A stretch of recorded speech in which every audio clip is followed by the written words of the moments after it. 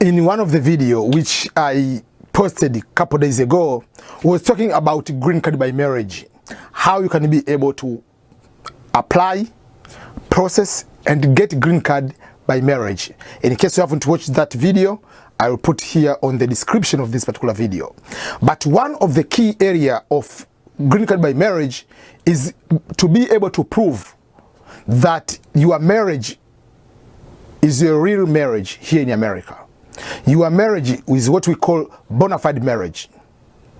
You have to prove that you are not just marrying someone for the green card, if I can simply say that way. So what kind of evidences, what kind of proof you need to show to the US government, to the immigration department, to prove that your marriage is bona fide? Without proving that, you will be denied the status of getting green card by marriage. And if you found, they're going to find you that you have tried to bypass the immigration system by lying, falsifying documents, you might be in very, very, very big trouble. So for this video, I'm going to break down to you what the evidences you need to have to prove that your marriage is a bona fide marriage. Welcome everyone, this is Ernest Boniface Makulilo EBM. In case today is your first time to come here, you are in the right time, the right place, the right website, the right YouTube channel, wherever you call it, but is an opportunity for you to be able to subscribe to my YouTube channel, put the notification bell, comment, put the like, and be able to learn so many things you can be able to learn from my YouTube, which I talk about immigration, I talk about work, I talk about student experience, opportunities, scholarships, writing books, losing weight, so many things I'm sharing on my YouTube channel. So no matter what, you will find something you can be able to learn from my YouTube channel. So let me go directly to topic of today. The topic of today is to prove that your marriage is a bona fide marriage. You are not doing some immigration fraud, some sort of just getting green card. So there are a few things. Whenever you get married, your spouse is American citizen, even like when your spouse is a green card holder, one of the biggest part is to prove that your marriage is not fake. And even if the marriage is real, that you really went to the court or to the county office, got married, or go to the church, got married, you have a marriage license, but the motive behind, they are going to look at, was the motive behind just a green card or was a real marriage? So there are two things here you have to understand. There is one part, people can get married legally and everything, but maybe that American citizen doesn't know that it's going to get used for the immigration. So they are looking also that aspect. But the biggest they are looking at, is there any arrangement between you two to make immigration fraud? You are giving someone else permanent residence, or is paying you to pretend to be the wife while you are not even the wife, or you are not the husband.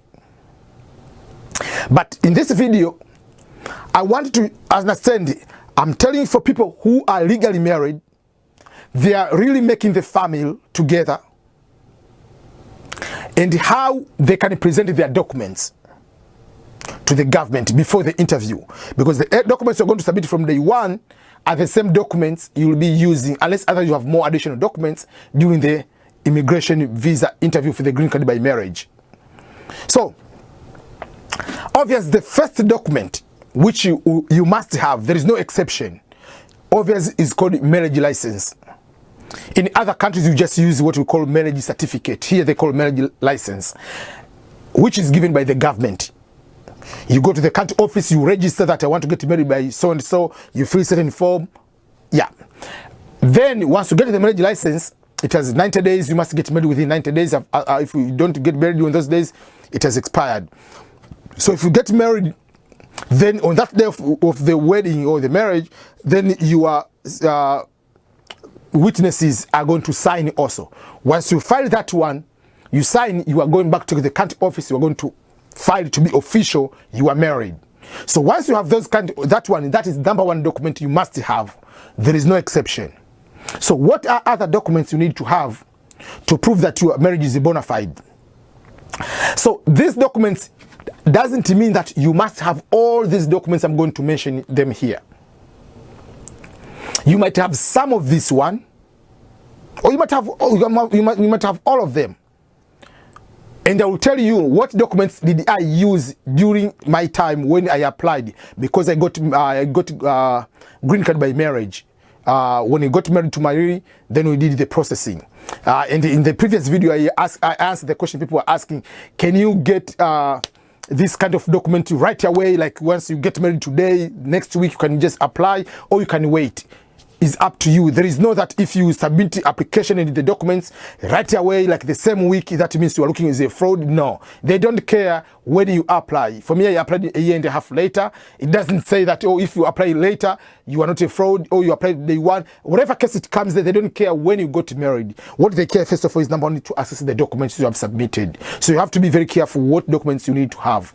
So number one, apart from, we have said like that is a marriage license, you must have that one. Then these are the documents. You might have all, you might have few of these one, but whatever you have on this list, you can be able to submit. So in addition to marriage certificate, so number one document you need to have, additional evidence you must have, is something you show that you have joint ownership, joint sharing. So joint sharing, this comprises so many things.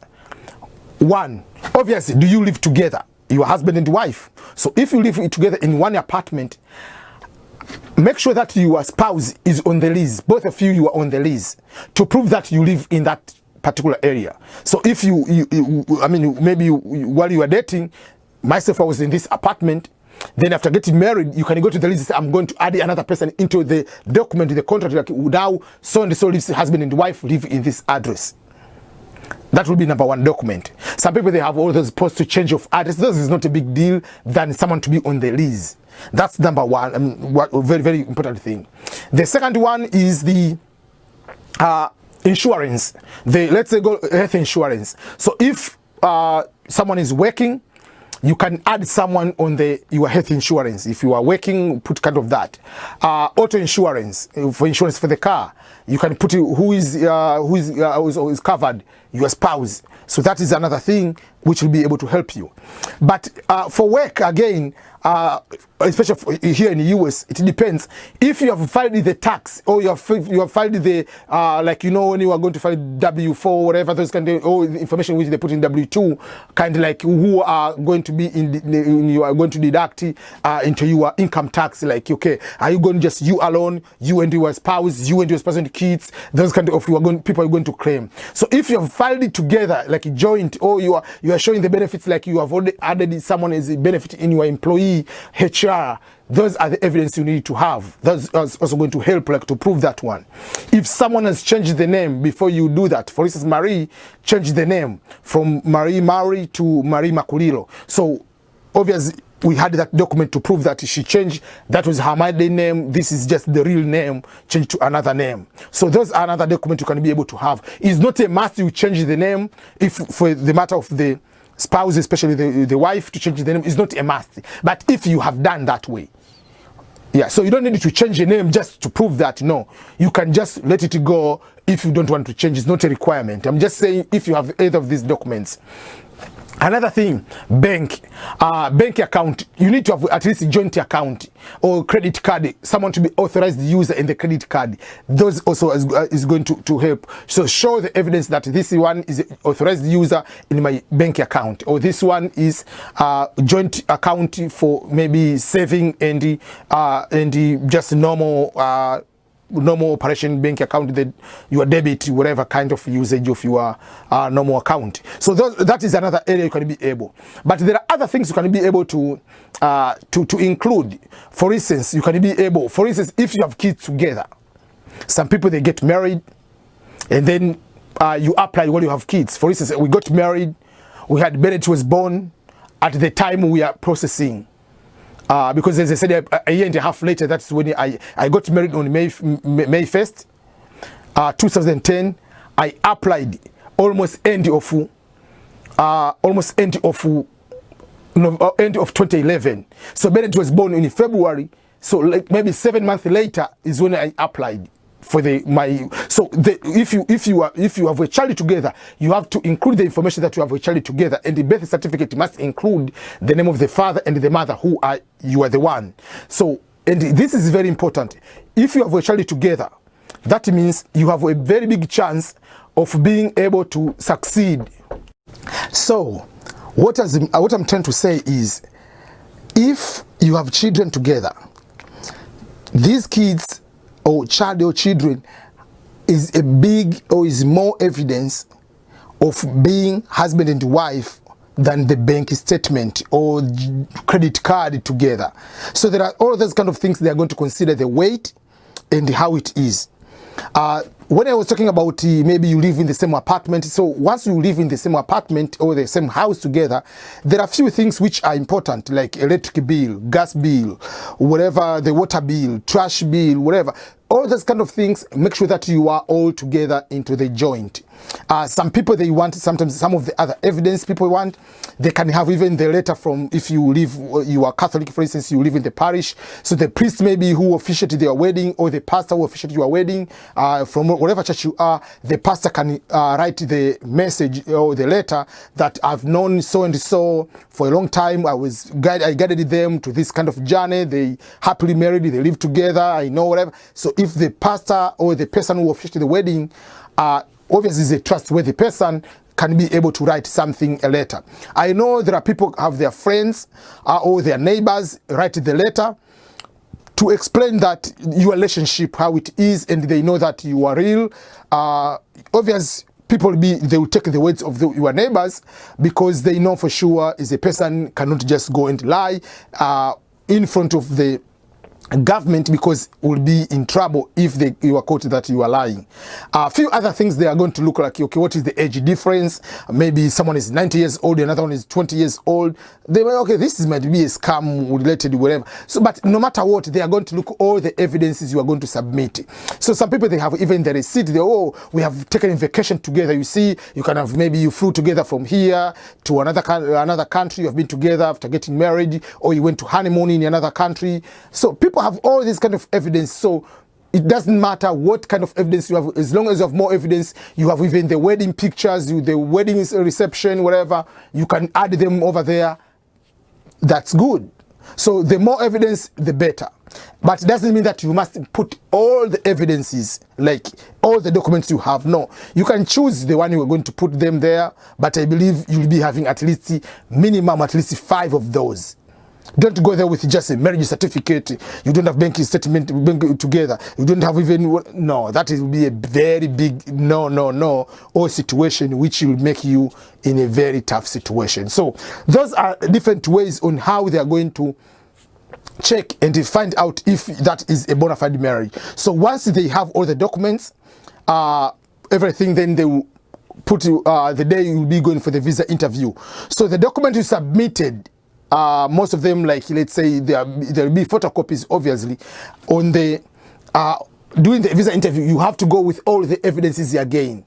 If there are letters, if they are being, go again with everything you are sending to them. Make sure that you have another document over there. If they need a copy, make sure you go with the original on the day of the interview, because the original document, again, they might take them there, take another, maybe scan them or take a copy of them, just to make sure that the document you are going to submit there, the day of the interview, are the same one, or they are the same weight, is not fake. They are going to look all those kind of areas to find out if everything is okay. So those are the things I want to make sure that you understand is a bona fide marriage.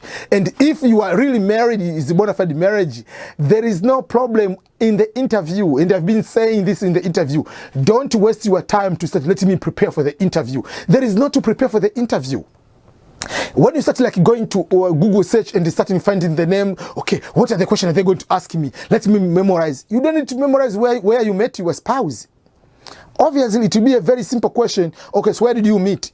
If you met your spouse on eHarmony, you cannot say we met in New York at the bar. Obviously, you'll have the same one. Where did you get married? Oh, we got married at this St. Joseph Catholic Church. Another person, oh, we got married at the beach. You cannot have the difference. So most of the questions are basic questions, which obviously is the fact. So it's not about opinion, or do you like to eat hamburger, or you don't like, do you like this kind of cheese? They are not that kind of questions. They are the basic questions, which are the fact when they ask you, when did you get married? Where did you go for the honeymoon, for instance? Obviously, you don't need to prepare for those, because those are the things which happen in your real life. But once you have this kind of problem, like, okay, there is a problem. Which address do you live? One put address in San Diego, another one put another address in LA. Obviously, that is a problem. Because how can you be in two addresses but you say you live together? So you need to make sure that the factual, they'll be the same. You don't need to waste the time. Let me memorize about this kind of interview. Let me go with attorney. Why do you need to go to with the attorney if you are really married? You don't need an attorney for that. You don't need an immigration lawyer for that. But if those questions they are going to ask you and they know there is a big discrepancy, that is when they're going deep into you. They separate you. They can ask a question, who sleeps in which side of the bed? Because obviously, most of the couple, one person is sleeping on this side, the other on this side. That is not like randomly, someone is comfortable on one side, yeah. Or like what kind of most of the favorite food you are going to eat, or whatever. So there are certain questions, obviously, they ask you and they ask the same question. They cannot, for instance, if for me, I don't eat pizza at all, and they ask my wife, for instance, they also, so what kind of pizza your husband likes? And he say, oh, he likes pepperoni pizza. They know you are lying, because when they ask me the question, say, no, I don't eat pizza. So there are certain things like that, those kind of personal question of that nature is when you are going to be detected that there is a possibility of fraud. There is a possibility there is something wrong between you. But basically, those are some of the evidences or documents you need to have to prove that is a bona fide marriage. So don't feel like they are not trusting you or no. This is a process. And this is a process where they will give you permanent residence. So whether you went to get married in the Catholic Church and the Pope Francis is the one who officiated your wedding, it doesn't matter. You must prove all the evidences you are supposed to do. So it's not okay, oh, let me just put just the marriage certificate because I was, for instance, for our marriage, we even got, at the time was Pope Benedict was Pope. We have the Pope blessing from Rome. We added that kind of document, like, okay, even you see, we have a Pope blessings on our wedding because my wife Marie was a Catholic nun, and one of our friend, they also was in Rome, so connected us with Pope Benedict to get those blessings. So you can get all those kind of things, any evidence put, so it doesn't matter. Don't take like this is a person, they're not trusting me, I'm very religious. It doesn't matter. This is a process. The government has to know for sure they are not just giving someone who's going to do is a fraud. Like just like even in any other country, if you are going to get the work permit in any country, those are the processes. Like there are processes like you have to prove the job, you have to prove where you are going, you are not a criminal. This is the life. You need to make sure that you prove everything you are going to do. So thank you so much. Those are the things I want to share about it. Bona fide marriage, how can you be able to prove those kind of things? So in case you are married, make sure that either you start making those documents before or soon after getting married, you start putting those documents together. So once you are going to apply, you have everything all together. So all the best, everyone. In case you have any question about this kind of process, let me know. This again is Ernest Boniface Makulu EBM. Remember to subscribe and tune to my YouTube channel. Goodbye.